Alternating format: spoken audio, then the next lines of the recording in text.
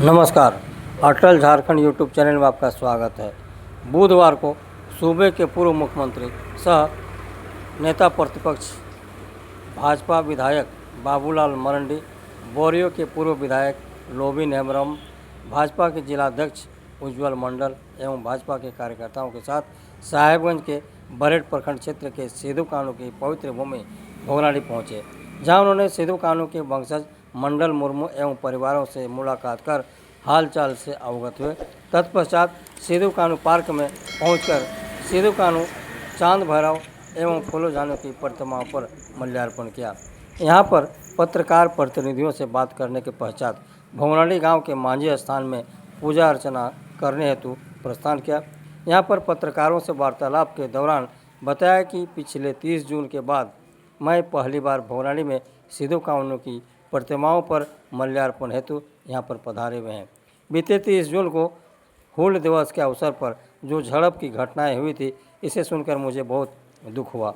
आगे उन्होंने बताया कि यह घटना बहुत दुखपूर्ण है, जो इस प्रकार का नहीं होना चाहिए। आगे बताया कि 30 जून की जो घटनाएं हुए उसमें आंसू गैस छोड़े गए, गोलियां चलाई गई, लाठी बरसाए गए, कितने लोग घायल हुए, जो नहीं होना चाहिए। इससे सरकार की हठधर्मिता मालूम पड़ती है, जो इसे बातचीत के द्वारा सुलझाया जा सकता था, लेकिन ऐसा नहीं किया।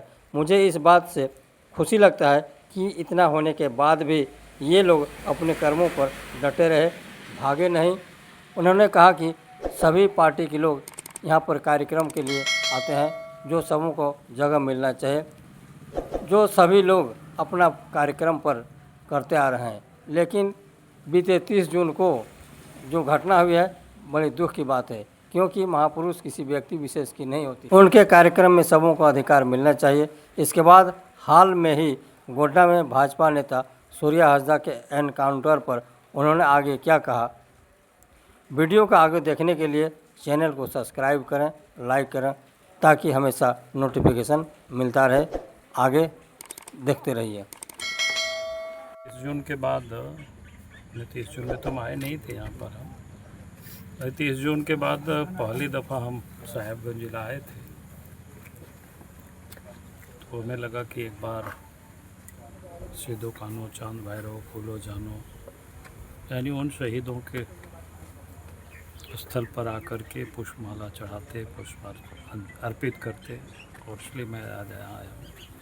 और 30 जून का घटना है, वो अपने आप में बड़ी दुखद घटना है, क्योंकि जिस प्रकार से यहाँ पर उस दिन जो लाठियाँ चली, आंसू गैस भी छोड़े गए, गोलियाँ चली, तो मुझे लगता है कि इस प्रकार की ये सब करने की कोई ज़रूरत नहीं थी।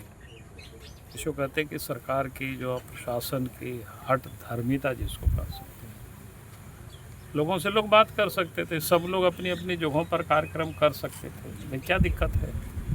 सरकार भी अगर कहीं कर रही है तो वो भी कहीं करते, और बाकी लोग भी जो गांव के लोग जो मांग रहे थे, और पहले से होते आया है। और पहले से होते आया है। हम तो पहले आए हुए हैं 30 जून को, तो मैंने यहाँ देखा है कई जगहों पर कई लोगों का मंच भी लगता है, अखाड़ा लगता है। इसमें लगता है जैसे इसमें जानबूझ करके इस प्रकार की, और बल्कि मैं कहूँगा कि यहाँ पर भाई समाज के भिन्न भिन्न प्रकार के कार्यक्रम होता है, लोग करते हैं, तो आप सबको जगह आप दीजिए और सब लोग अपने अपनी जगह में लोग कार्यक्रम कर सके, इसमें क्या है। क्योंकि महापुरुष किसी एक व्यक्ति के नहीं होते हैं, संस्था के नहीं होते हैं, कोई सरकार के ही मात्र होते हैं, ऐसा नहीं है। तो सबों को यहाँ अवसर मिलना चाहिए, और सब लोग अगर लगाना चाहते हैं, कोई भव्य करना चाहते हैं, तो उसमें क्या दिक्कत है।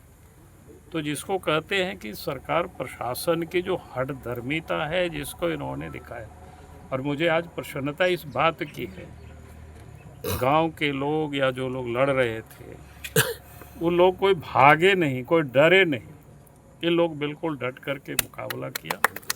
और हमसे भी लोग मिले थे, तो मैंने कहा कि भाई भागो नहीं, अगर हक के लिए लड़ाई लड़ रहे हो फिर भागना किस बात की। जेल जाना पड़े तो जेल जाना चाहिए, फिर हम लोग देखेंगे, उसके लिए कानूनी लड़ाई भी हम सब लोग लड़ेंगे। और मंडल मुर्मू यहाँ उपस्थित है, उनको भी मैंने कहा था कि भाई आप सब लोग लड़ाई लड़िए, भागिए नहीं।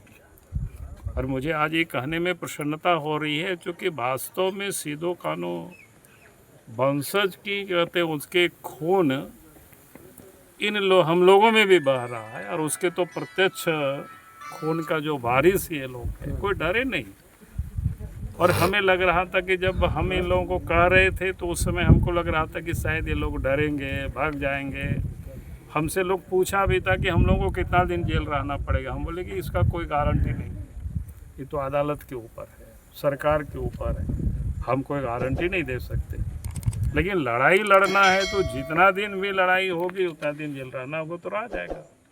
उसके लिए आप लोग तैयारी करिए। और ये लोग सहर्ष तैयार हुआ और फिर आप सबको पता है कि लोग यहाँ से साहेबगंज गए और फिर इन लोगों को शायद मैं समझता हूँ कि अदालत ने भी समझा कि इन लोगों के साथ जायदाती हुआ है और इन लोगों को तुरंत ही एक प्रकार से बेल मिल गया।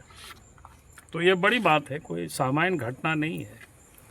और इसलिए मैं मानता हूँ कि भाई ये जगह सिदो कान्हू, चांद भैरव, फूलो जानो, यार असंख्य जो उस समय के वीर थे जिन लोगों ने लड़ाई लड़े थे, और उनको अगर हम 30 जून याद करते हैं और उसके याद में यहाँ एकत्रित होते हैं तो फिर किसी को कोई रोकथाम नहीं होनी चाहिए।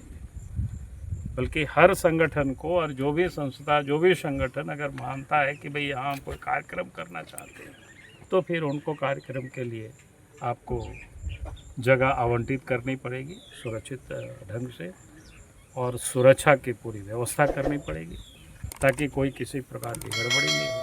नहीं तो झगड़ा किस बात की हुई थी? झगड़ा तो यही हुई थी कि लोग कार्यक्रम यहाँ करना चाहते थे, प्रशासन न उसको यहाँ पंडाल नहीं बनाने देना चाहते थे, उस लोगों को पकड़ा। भाई क्या मतलब है इसके? अब कहीं भी कोई मेला लगता है, अभी दुर्गा पूजा का मेला लगता है, आप देखते होंगे वहाँ कई लोग मिठाई की दुकान करते हैं, कई लोग क्या कहते हैं खेल का भी, कई सारे चीज़ें लोग लेकर के आते हैं। तो प्रशासन ही और मेला समिति भी सबको वहाँ देते हैं कि नहीं देते जगह? सब लोग करते हैं।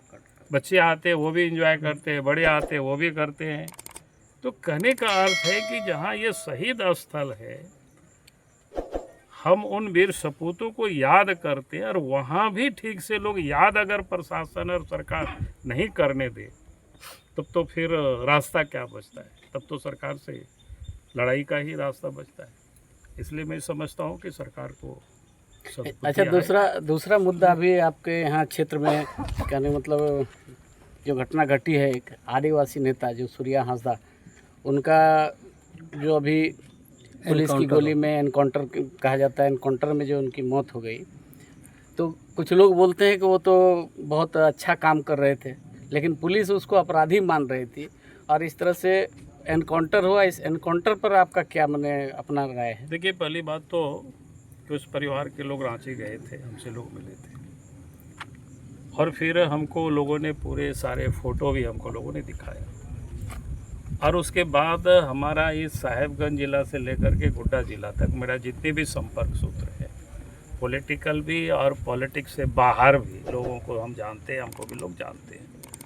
मैंने उन लोगों से बात की तो सबों ने बताया कि भाई बिल्कुल इनकाउंटर गलत सरकार दिखा रही है, पुलिस प्रशासन गलत दिखा रही है, उनको पकड़ करके उनकी मर्डर किया गया है। और वास्तव में अगर उस लाश को अगर आप देखेंगे, उस शरीर को अगर आप देखेंगे तो लगता ही है कि उनको मार करके वहाँ फेंक दिया गया और उसको कह दिया गया कि भाई इसको हमने इनकाउंटर किया है। ये बिल्कुल गलत है और उनके परिवार के लोग मांग कर रहे हैं कि भाई आप इसकी पूरे मामले की जांच होनी चाहिए सीबीआई से। और अभी तक हेमंत सोरेन जी उस पर कुछ नहीं कर रहे हैं। अगर वास्तव में पुलिस प्रशासन ने कोई गलत नहीं किया है तो फिर बिना विलंब किए सीबीआई की जांच के लिए उनको रेफर कर देनी चाहिए। मैं 2 घटना को बताता हूं लोगों को। जब हम राज्य के मुख्यमंत्री हुआ करते थे उस वक्त एक बड़ी घटना हुई थी निरसा में, फॉरवर्ड ब्लॉक के एक नेता की हत्या हुई थी और जीटी रोड को लोगों ने जाम कर दिया था। फिर उनके नेता से हम टेलीफोन से बात किए तो हमने पूछा कि उनसे भी क्या डिमांड है, तो उन्होंने कहा कि नहीं, पब्लिक का यह डिमांड है कि पूरे मामले की जांच सीबीआई से होनी चाहिए। हम बोले कि आप जाम हटा दीजिए, आज ही मैं सीबीआई को लिख देता हूँ। और मैंने सीबीआई को उस समय लिख दिया।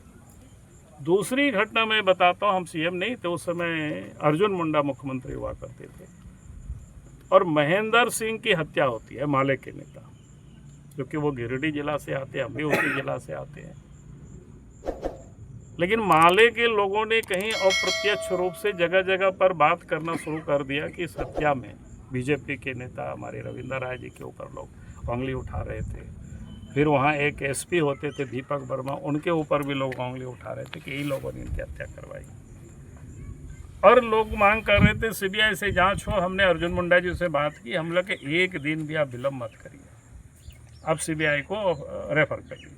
मैंने उसी समय फिर सीबीआई की जांच को रेफर कर दिया। मेरा ये कहना है हेमंत सोरेन जी से, अगर हेमंत सोरेन जी कह रहे हैं कि नहीं भाई, और उनके पुलिस प्रशासन कह रहे हैं कि इनकाउंटर हुआ है, वो बड़े अपराधी थे, तो हम कहेंगे भाई आप सीबीआई को दे दीजिए, सीबीआई जांच कर लेगी, उनके इनकाउंटर कहाँ हुआ, कैसे हुआ, ये सब पता चल जाएगा जब जांच होगी। तो अगर वो सीबीआई जांच को नहीं लिखते हैं तो यही माना जाएगा कि मुख्यमंत्री के जानकारी में जो भी आदिवासी लीडर है जो आवाज़ उठाते हैं उनको तरह तरह के केस में फंसाते हैं।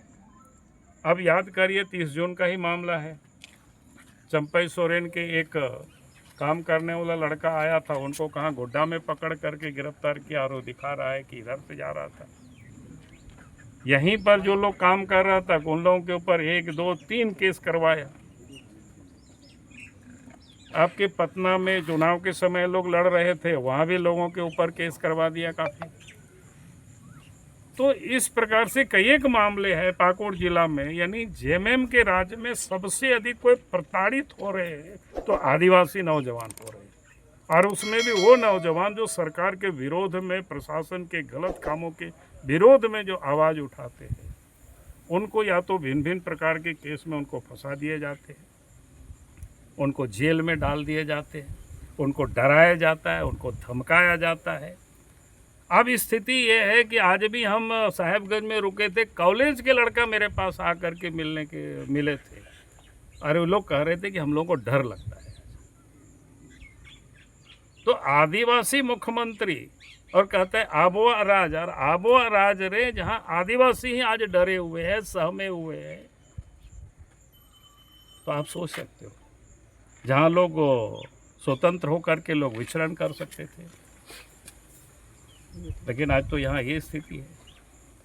तो इसीलिए हम इतना ही कहेंगे कि भाई हेमंत सोरेन को अब इस प्रकार की जो गुंडागर्दी अफसर कर रहे हैं, उनके दलाल कर रहे हैं, उन लोगों को वो माने क्या बोलते हैं अपनी सीमा में उन लोगों को रखे, और नहीं तो हमारे भी कार्यकर्ता सड़क पर उतर जाएंगे तो फिर कानून व्यवस्था को मेंटेन करना उनके लिए मुश्किल हो जाएगी। धन्यवाद। कानून अमर रहे।